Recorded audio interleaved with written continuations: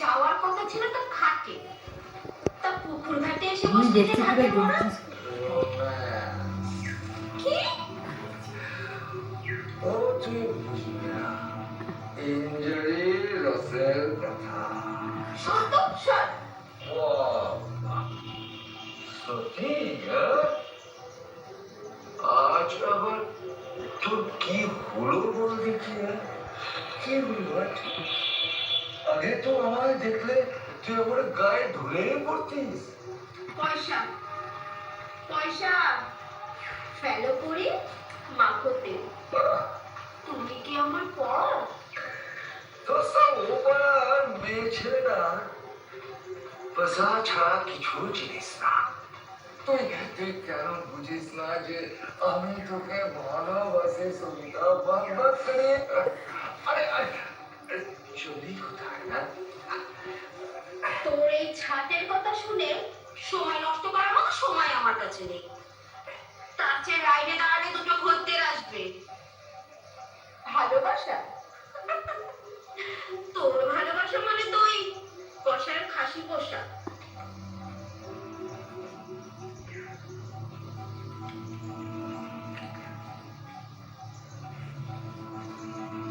চলো একদিন লুডো খেলি।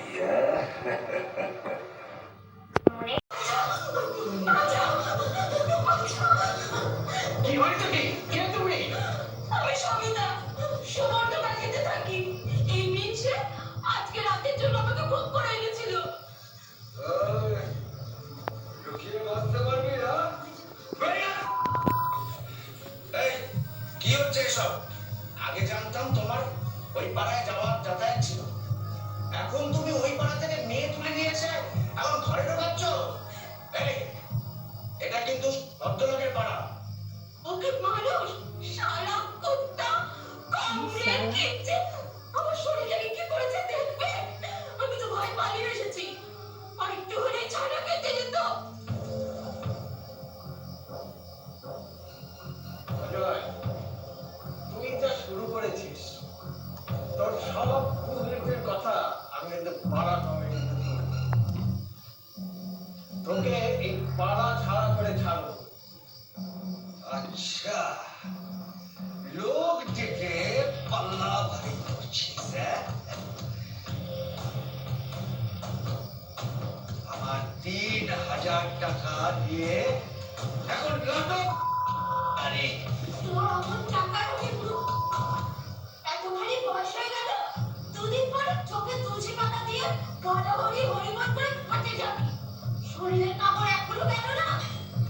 চলে যা তোর টাকা।